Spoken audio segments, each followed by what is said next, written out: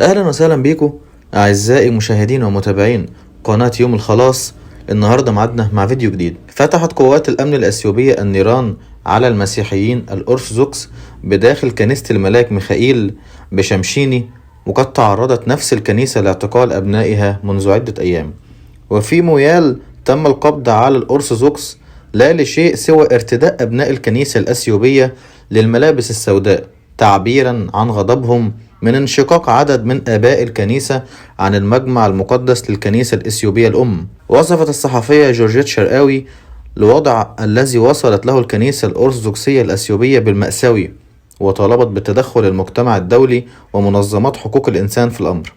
على الجانب الآخر، أصدر مجلس حقوق الإنسان الإثيوبي بيانا حول قضايا الكنيسة الحالية وانتهاكات حقوق الإنسان المرتكبة في مناطق مختلفة في منطقة أوروميا. قال فيه على سبيل المثال في بلدة الشمشيني قتل وجرح أشخاص برصاص الأجهزة الحكومية، وأضاف إن جميع وكالات إنفاذ القانون تنفذ اعتقالات مع العديد من الأشخاص.